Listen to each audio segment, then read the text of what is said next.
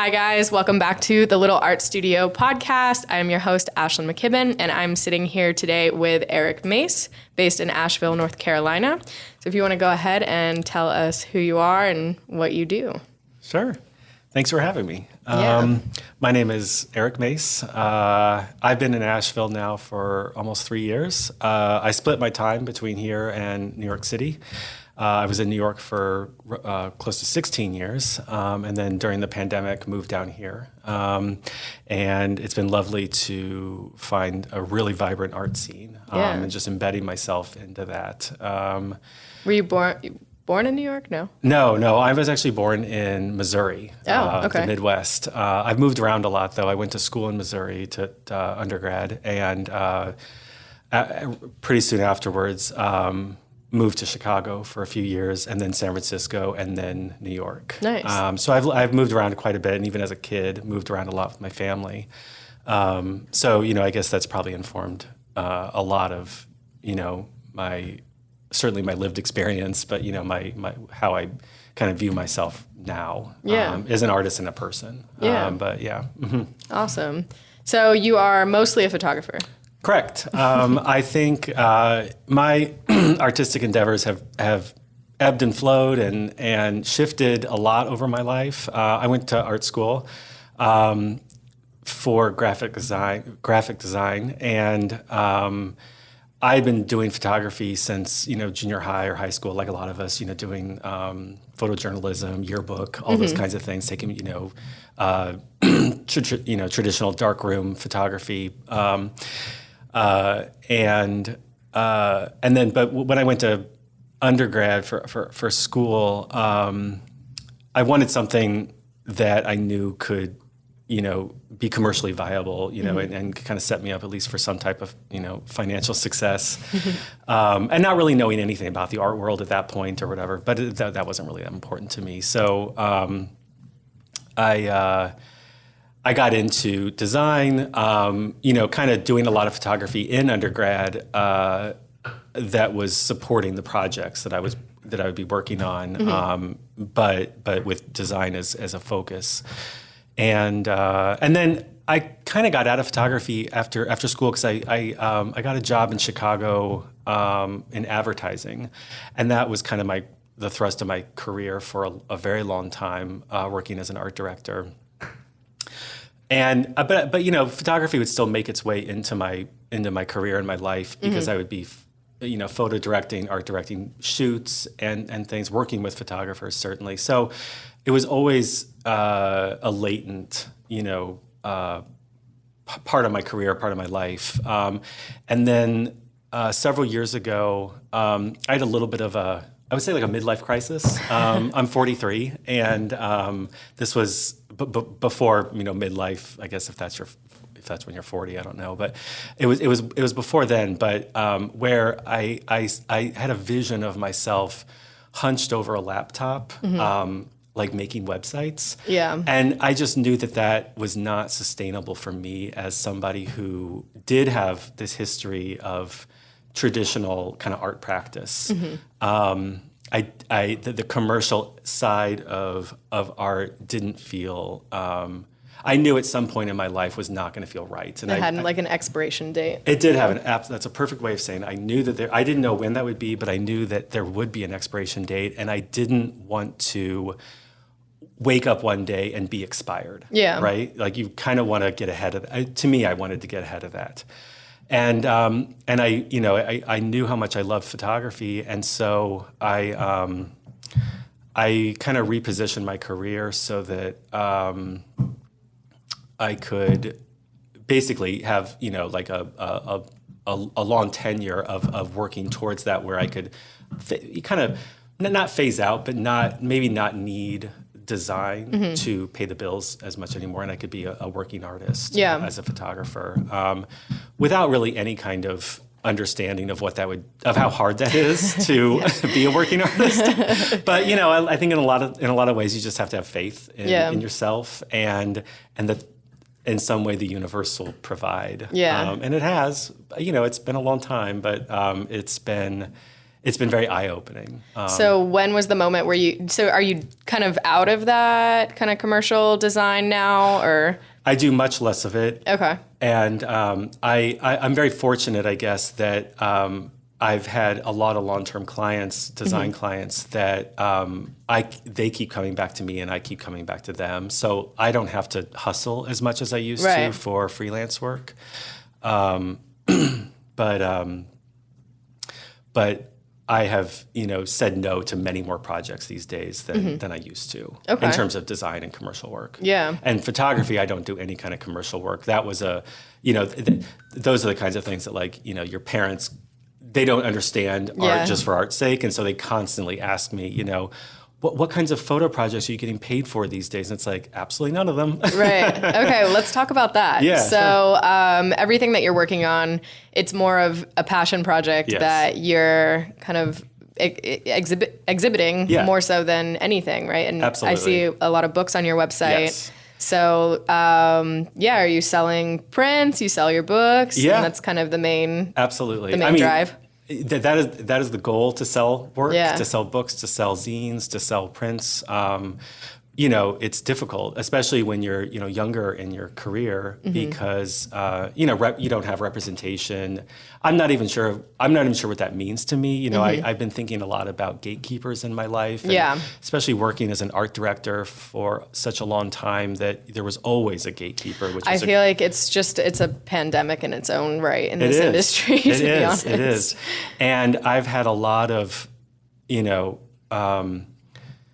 I wouldn't say sleepless nights, but going to bed thinking about these kinds of things, about gatekeepers in the kind of the art world, and how, in a lot of ways, I want to find ways that I don't have to ask for permission. I don't have to ask for acceptance. I don't have to ask for the gatekeeper to allow me to do something. And so, I think that it means that it's probably a much slower process. That I'm very happy doing things on my own. Yeah. Which is having my own studio where maybe I can exhibit my own work, or I'm not on social media for a lot of reasons, but that's super fascinating to me. Yeah. I literally Which we can this get back to morning, that, I was like, "What's his Instagram?" So, because I always tell people in the episodes, I'm like, "Okay, I'll link all their social media below and stuff." Course. And so I was like, "All right, I'm just gonna dig around on his website." Yeah, and that's super it cool. right there. Yeah, I guess so. Yeah, I think that kind of doing things my way is a hallmark, certainly, of my life and everything. But I, like a lot of us, I think we all need to do things our authentic way.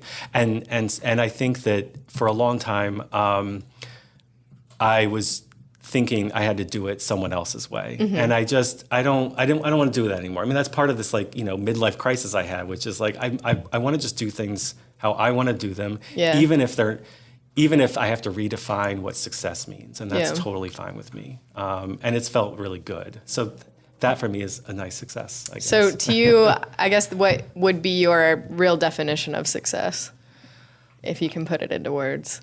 I think a true success would be, anything above this would be icing on a cake. Yeah. But the cake itself for me would be having a small community of peers, of artists who respect me, who I respect them. We are, we're having continued conversations. It feels like, whether it's making work together, making work, influenced by each other, or having, the kind of artistic conversations, and those conversations making their way into work. All those things about community are really important to me. And then maybe a part of that would be that I would sell some work. You know? And it doesn't have to be. I don't think being any kind of I don't even know what the word famous means in this context, but any kind of well-known artist that's not a goal for me, and that's okay if that's a goal for someone else or whatever. I think I just try to. I try to set my my expectations and my hopes and dreams, attainable in some way. And so for me, attainable I'm trying to define that based on a community. And it's been really nice moving down to North Carolina, to this area around here, because regionally I have started to really find that community. Yeah, I was gonna say, I mean, most of the people that I've interviewed here, I've found out their name before I've seen their work. But I saw your work first, and then I met you the same day, which was really cool. Yeah. And kind of serendipitous, but.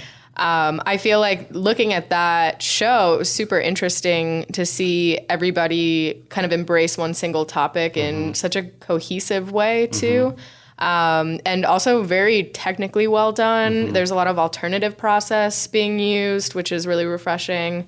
Even for you, like the bookmaking process, that's something kind of old school, like that a lot of people aren't doing right now in the modern art world. So it's refreshing for me to see that, because my college, we did a lot of darkroom stuff, handmade, like albumins and cyanotypes and all that stuff too. And, handmade books were super important. I did a year of the photo book classes. And, now I think about it, I'm like, damn, I really miss doing that. Like, why am I not doing that anymore? But yeah, it's absolutely true. I think, materiality and working with my hands is really important. And I think for a long time, especially being a designer, and then, moving back into photography, it was all, it's all digital. Yeah. And I actually don't work in analog or film. And the very simple reason for that is I hate scanning. If scanning were not an issue, I would love everything else about it. It's just scanning I don't like. So but I think that getting that hand, getting my hands dirty and getting my hands in the work is really important, and so I have found ways to do that. Certainly with bookmaking. I was going to ask, when you're shooting, because it seems like you turn most of your projects into books. Lately, I have been. Yeah, and I think that actually in the last couple of years, I think I fought incorporating design into, or somehow having a conversation there between the two media. And I think I just woke up one day, or something happened where I was like, I don't know why I'm fighting this. Like, the two can exist. They have existed. That it's allowed. It's allowed, absolutely, and they're very adjacent. Like there's so much common language between the two, between the new mediums, and so I finally just gave in, and I said I don't, because I also did bookmaking. I did letterpress. I did handmade books in undergrad. So cool, yeah. Yeah. So I think returning. I think it's probably this larger conversation around returning to a love, and finding ways to really incorporate all those loves, photography, books, certainly design, into one little unit, into one little thing that can feel very authentically me. Because I think that all of us in our art careers and art practices, we all find pathways, to what our voice is. And, I've struggled with that on what my voice is. And maybe other artists have too. I assume other artists have struggled with what their voice is. And I think maybe the minute you can let go of trying to find that voice and it just naturally coming to you, that's probably, the really beautiful process, I guess. I have a few questions about the books. Do you shoot the collections kind of with that in mind, like the sequencing? Are you thinking about it as you're creating it, or is it something that's a complete kind of afterthought where, okay, now I'm going to sequence the book out of the work? It just depends. I do a lot of different kinds of, certainly a lot of kind of visual work, and my practice unfolds in different ways. I love creating books based on archival work of my own, that I like going back into my archives and looking through material, looking through images that maybe didn't resonate at the time. I didn't know at the time why I was taking those images, but it's like with digital cameras, obviously, and with film too, you can take images and they just kind of sit, in a box or whatever, and then maybe return to them. I love that. I love that process of going back in and teasing out ideas and crafting books and sequencing books based on that. I also love, I think because of my art direction background, going into a project with a pretty clear kind of thesis about what I'd like to, what questions I'd like to ask or what I'd like to kind of explore there. So it really depends, but sequencing is one of my absolute passions. It's very satisfying to me to play around with sequencing. I love sequencing in literally every aspect, like hanging stuff on the wall, doing books, even delivering like digital galleries to clients. I'm like, it has to have its little story. It's so satisfying. It really is, because there's a million ways to do it. There's no right way. There's no wrong way. And I think that it's like a whole art form in itself to sequence work. And you start to pick up on your own instinct. It's very instinctual, and certainly what the end product is or what you're trying to make. You can sequence the same body of work different ways. If it's a digital application, that's going to be sequenced potentially different from a book, from something from prints on the wall or whatever. And I love that, because it's a lot of play and it's a lot of feeling.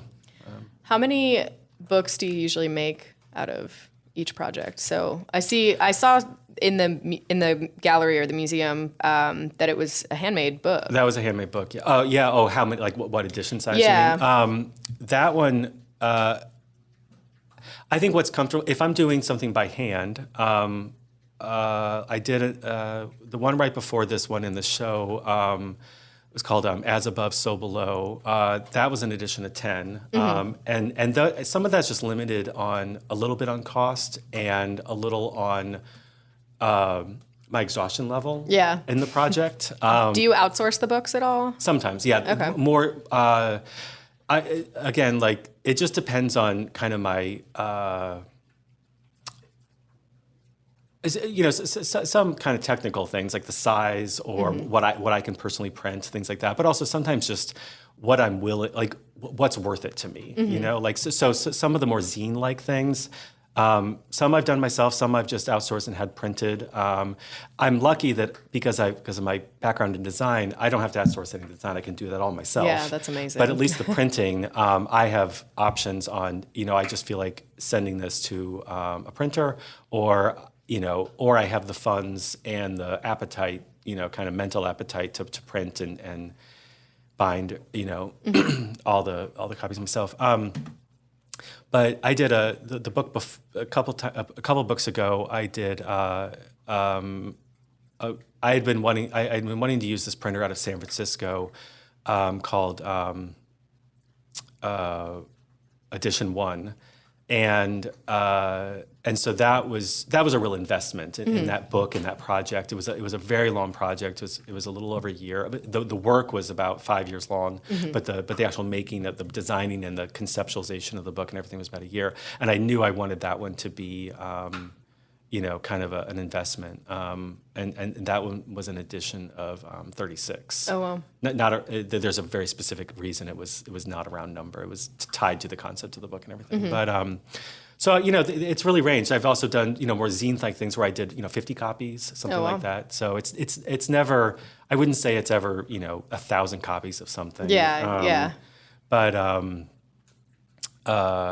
and this last one was a single edition, hand bound, hand printed, and it was huge. And it was huge, and that was the reason I thought about doing two, but there was something really special about this single object. It really crystallized the objectivity of it. It really reminded me of seeing like special collection books. The ones where they're like, okay, you have to wear your gloves. We're gonna set it in the foam blocks so it doesn't crease it or bend it. Yeah. And I was like, am I allowed to touch this? Yeah. And I went through a lot of questioning myself about, was that the right decision? You have a lot of trust in the public. I did, yeah, I guess so, and it paid off because there's it's still in pristine condition after a little over a month of people handling it.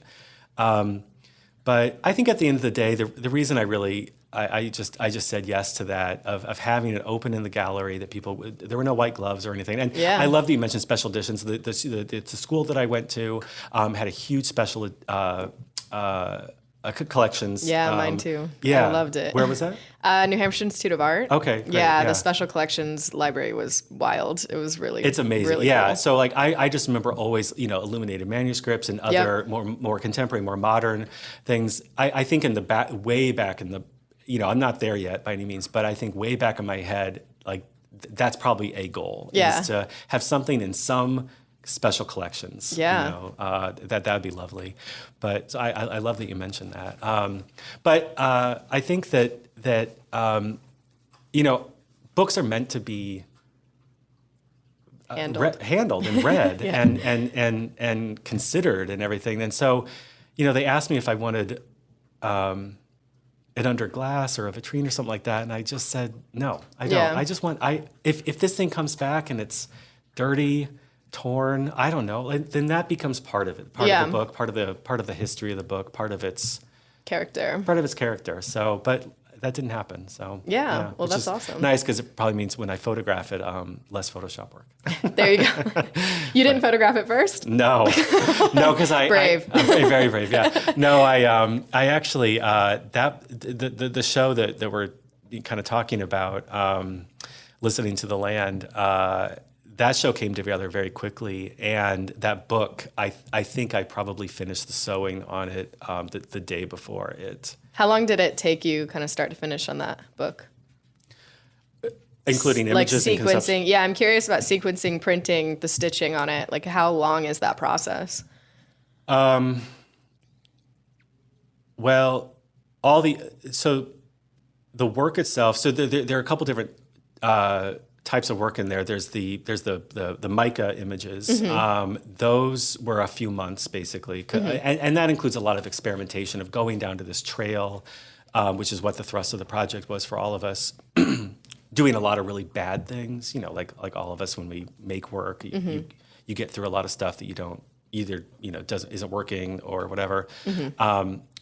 So that includes a lot of that. But once I landed on what I wanted to do, then it went into kind of, okay, I know I want to make a book. I wanted to make prints and a book.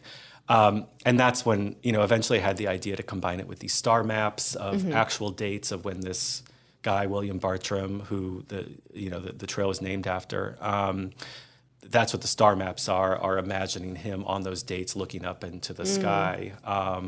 And then that has a conversation with the pieces of mica and everything. I'm sure it's hard for listeners of this to visualize all this, but that's okay. I'm going to link the project Perfect. So they can open it up and great. Kind of scroll through it while they're listening to you talk about it. Great. So. But so start to finish, it had to all happen in about a 3 month time period. But once I had all the material, basically, it took it was about a month, I would say, of like a month of that was probably making the book. Wow. Let's say, because the printing, I did it all by hand, on my Epson. Yeah. And it's just like by the time the ink kind of cures and you feel safe with it, and ordering the paper, all the experimentation that goes into that, because I think I probably ordered. This is like really geeky. Hopefully, listeners kind of geek out on this with me a little bit too. But it's like you order the paper and it doesn't work, and you think you're going to like it, but you need to touch it, and then you don't like the paper. And, I'm a sample pack girl. Absolutely. And some of these papers just don't have, or it's coming like the paper I used came from Japan. It's bamboo paper or a mix, and so I couldn't. Very frustrating. And I'm used to being able to, I think with COVID, everything changed. That toned paper is beautiful. That was such a good choice. So that paper I'm obsessed with. It prints beautifully. It handles beautifully. And it's like it's just a whole calculus too, because you want to, I wanted the grain right and everything, and it's like it's hard too printing on toned paper. Yeah. Also because it kind of changes your image up a little bit. Absolutely. So running how many times it's hard to run a test on really expensive paper too, because it kind of hurts your heart a little. But. I know. Yeah, it hurts a lot of things. And these images, luckily. There's no expectation of what they're supposed to look like. They're abstract images in a lot of ways. Yeah. So I didn't fight that at all. I leaned into that even when printing these large prints, I worked with a printer here in Asheville for these.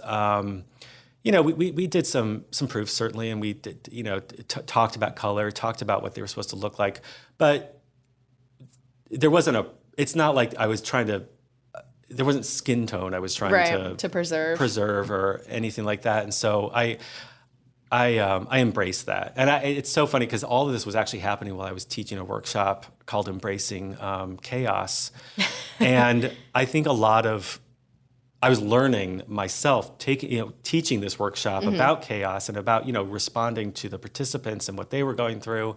And I think I think I learned from myself a little bit about like, it's okay for things I don't even know what perfection is, on something like this. I'm not sure. So I let them be what they were. If color shift a little bit, I was okay with that. Like it was okay for me if the images in the book had a little warmer of a tone than something else, in the future. Because I don't feel like I'm done with this project, and that's okay for me if things shift a little bit, based on the application of the project and everything. So you mentioned that you were teaching a workshop. So is that something that you do kind of consistently then, different kinds of workshops?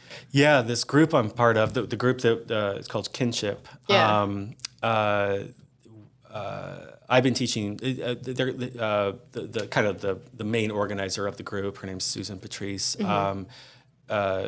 She's always called them practice groups, which I think is a beautiful term because I think it kind of gets a little bit of the hierarchy out of it, which I really enjoy that we're all in there practicing work. Sorry, it's okay. I can get her. Come here. So I was leading one of these practice groups, and I've done several of them now in the last several years, and they're just really wonderful to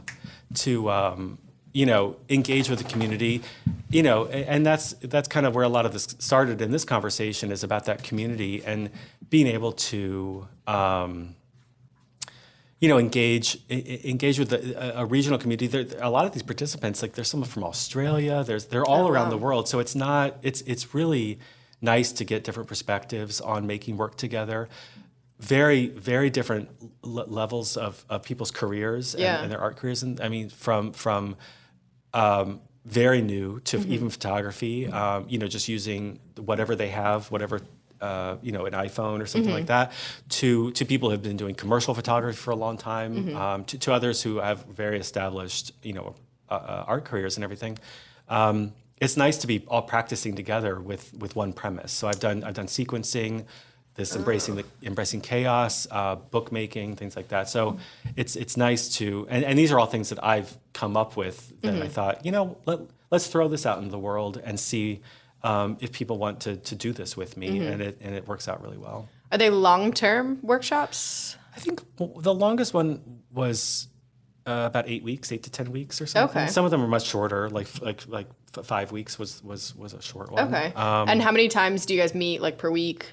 Just once a week. Oh, okay. Yeah, all right. which is nice. That is nice. Yeah. So you kind of all convene on maybe a subject, and then everybody goes out and makes work and brings it back. Absolutely. Yeah. Critiquing and. Yeah, it really just depends on the facilitator. The ones I do are very different from others because I think it really depends on what the facilitator's own backgrounds are and what if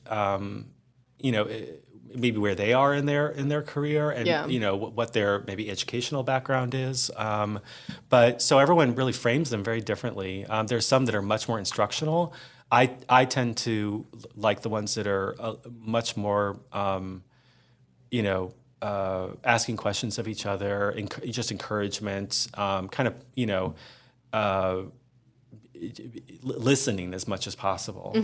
I really enjoy that, versus with bookmaking and stuff like that, sometimes it needs to get a little instructional, but like the Embracing Chaos one I just wrapped up end of last year, that almost felt like therapy every week, which was wonderful. Just therapy for us working artists, just talking through. I mean, a lot of it was embracing chaos in the work that we wanted to, but there was a lot of embracing chaos in our practice and just asking questions of each other about what it means to be a working artist. And so it was, I loved every week, seeing the same group of people and really talking about whatever emerged. Yeah. And that felt really nice. That's super interesting. I don't know of anything really like that at home. And Well, come on in. I know. They're open to anybody. I'm like discovering this little hub of really cool people here, and it's getting tempting. Yeah. Well, and so, a lot of these were, I have a personal goal of translating these workshops and stuff like that, in a physical space and in person. But because a lot of these are online, that's why we can have so many different, people from different, right. Places and everything. And so, yeah, you're welcome. I'll send you the link next time, I do one or someone else. Yeah, super cool. They're great. It's really that community that I have been, really seeking out. I have the same thing that I'm looking for, and it's just why I'm doing this, when I'm sitting down, we're perfect strangers. Yeah. And I feel like, I'm getting to know so many interesting people through this. Yeah. I want to kind of circle back to you not having social media. Sure. Yeah. Let's get into that. Yeah. I mean, there's...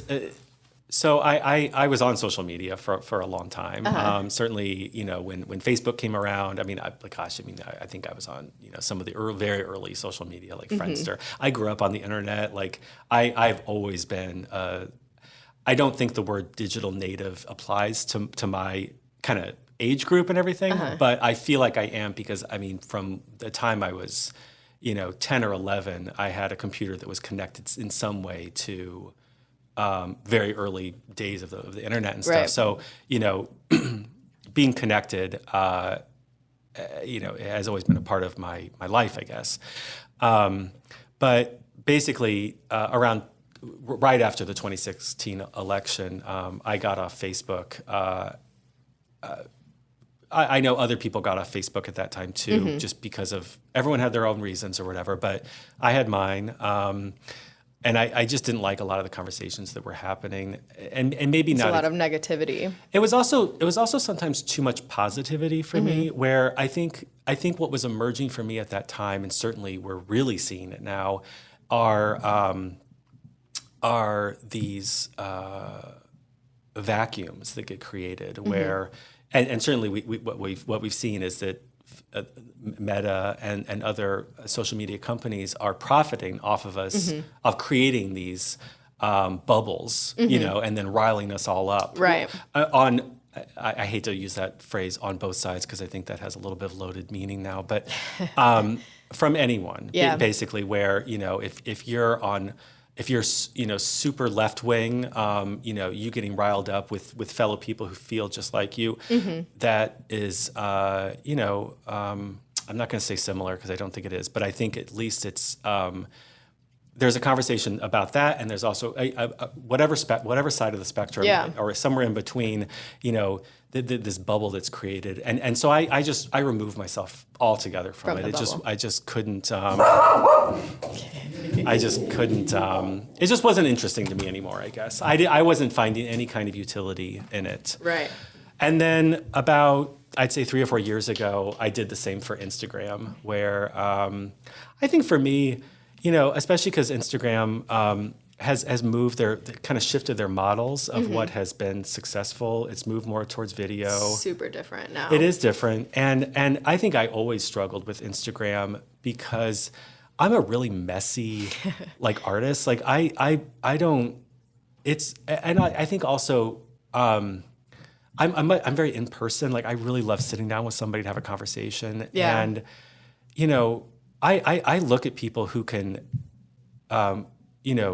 really thrive on social media and get something out of that, and that's so beautiful. And I wish I have some amount of envy for that because it's not in me. But I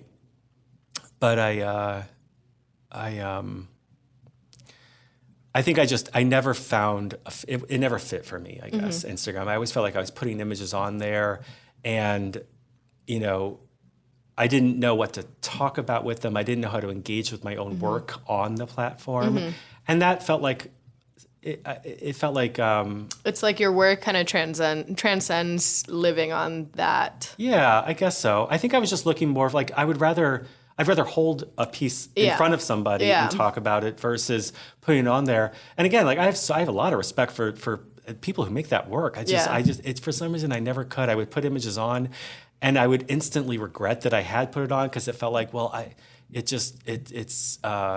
don't know how to talk about it at that point. If someone did comment, oh, I like this, I didn't know what to say back. Yeah. The whole thing is, it's probably a lot of very deep psychological, thing like trauma or something like that from like junior high. I don't know, but it's really interesting though, because I don't know a lot of people that are just word of mouth artists. So it's really impressive that this is your full-time gig without it. And, at the end of the day, you are word of mouth, even though you'd have a website. But no, I am. That's amazing. I am. And I know that I know that it limits me. And I know that if I were...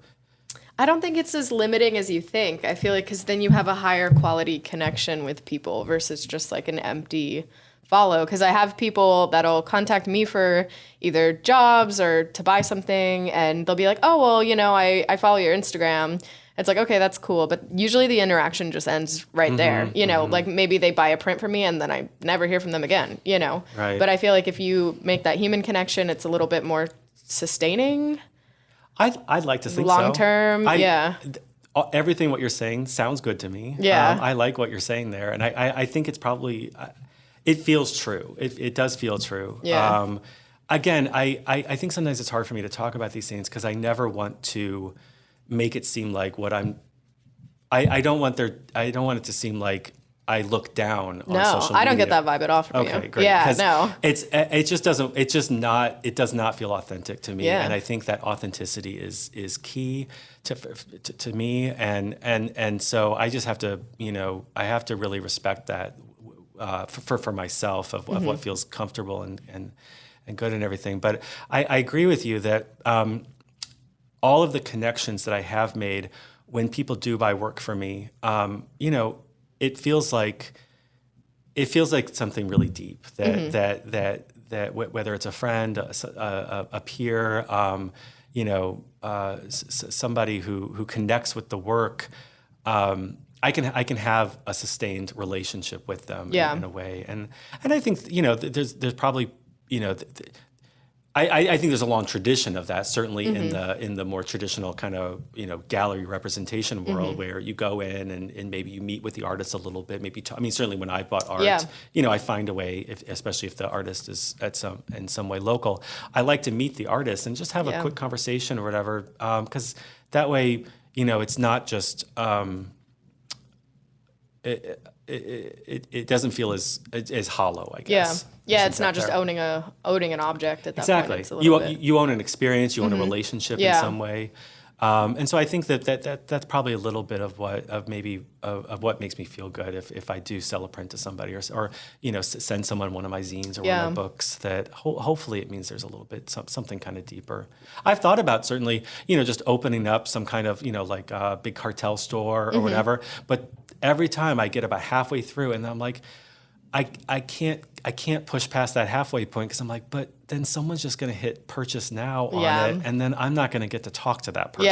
Yeah. And I don't know, that just I can't do it. I literally started doing the same exact thing. I had I had all these prints made. And I think I had like 20 of everything, just little stacks and stacks and stacks of prints. I'm going to open an Etsy. I'm going to open a print store. I invested in all that, sat down with it, started doing it, and I'm like, no, I don't like it. Exactly. I really like it when people come to me and say, I want to buy this print from you, and then I can have all of that, conversations with them. But I haven't gotten on board with the Etsy train, the Redbubble and other things like that. So exactly. I don't know. It's really cool. There's people who are making their full career. I mean, there's one girl I saw online, she was like a lawyer and she quit her job to run a full-time Etsy store and made more money doing a little Etsy store than she was doing, practicing law, which is insane. Yeah, and I have so much respect for that. I applaud it. And I had an Etsy store like a long time ago when I was doing, I was making some like design-based prints or whatever. And like, I wouldn't say it was successful or anything, but it was a good learning practice. I think probably because I did that and I thought like, exact same thing where I didn't like it. Yeah. And so I think now, I think that just comes with certainly, experience and age and everything, that you really start to learn over a long time in your life of what makes you feel really good and what's not and what doesn't work. Yeah. And you fail a lot. Like that's life, right? It's just embracing that chaos, embracing that failure. Yeah. And really accepting that failure is a really good thing. Even if failure is something very small like that, where you only sell like 3 prints. Or something. Sorry, I can get her if that's. Hey, darling, come here. Come here. I'll just hold her. Come here. Join the podcast. Come here. She's like, what are these cables and things? Here, I'll stand up. Come here. Embracing chaos. We're doing it right now. We are. I'm just gonna hold her. That's okay. We just have a little minute left, anyways.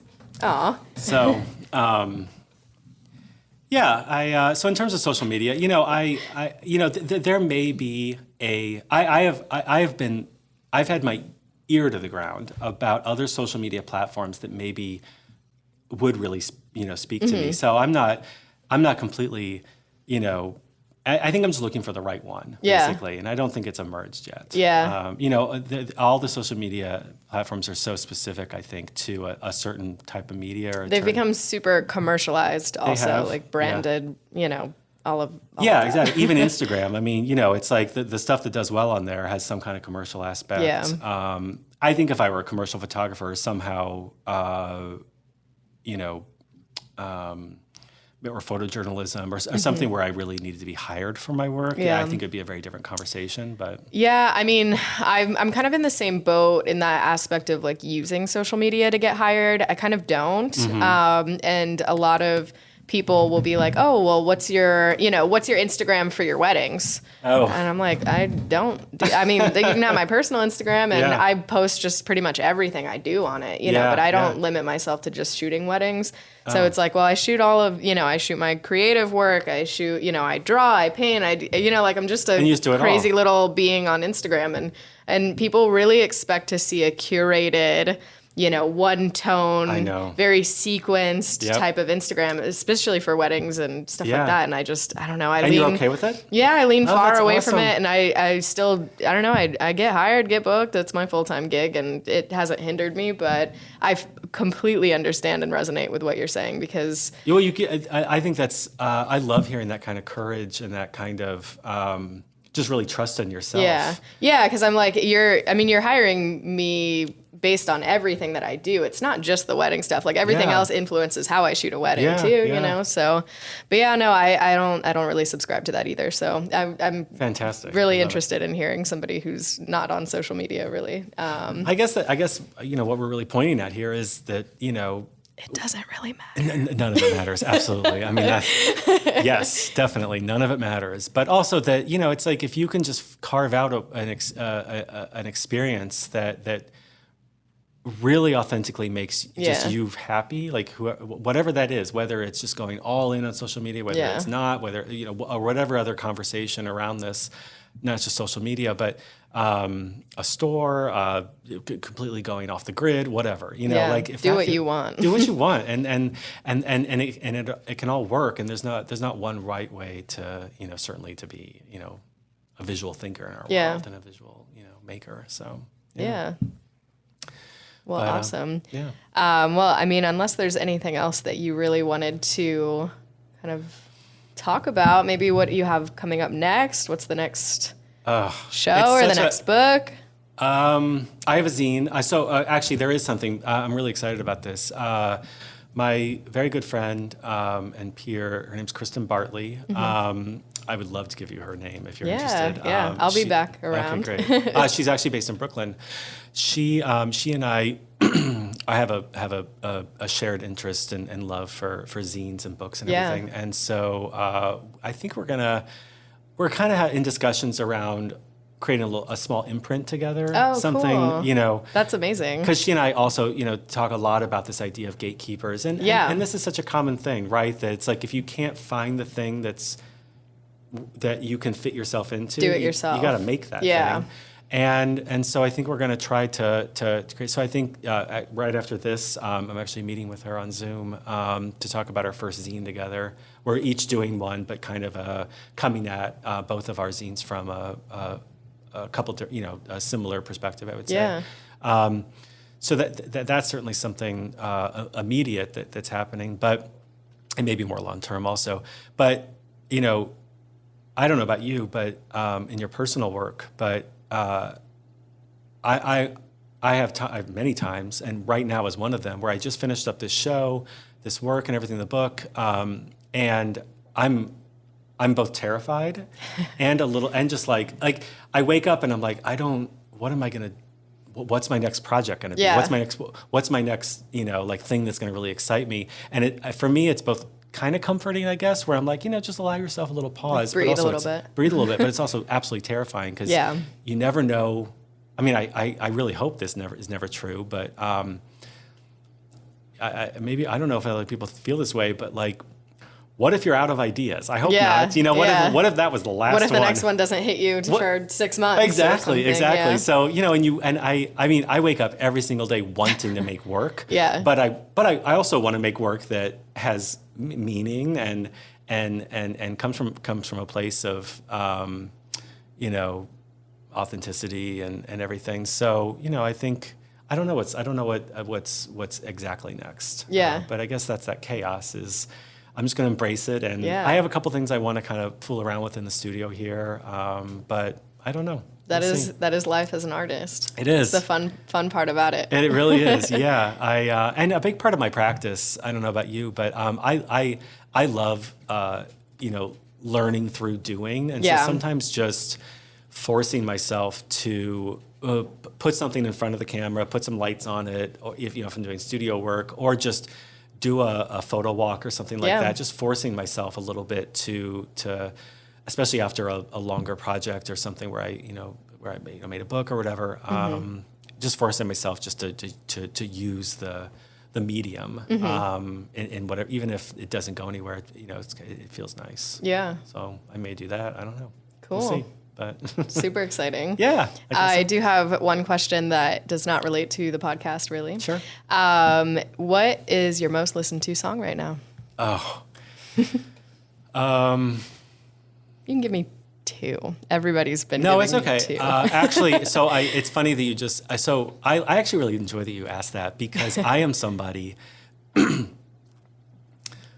When I was in high school, I exclusively listened to the Smashing Pumpkins. Oh, okay. Like to the point where became, I think, a little bit of a sickness. Where if I started then, It was like a personality trait. it's not like I dressed like Billy Corgan or James Iha or anything like that. Yeah. But I certainly wanted to. But growing up in Middle Missouri, you're not going to find those. I mean, whatever. But I had visions. It's not like I wanted to be them. I guess it probably as a kid I kind of did. But I would listen to then other things, and then I would feel bad. I would test out. You felt like you were cheating on them? I felt like I was cheating on the Pumpkins.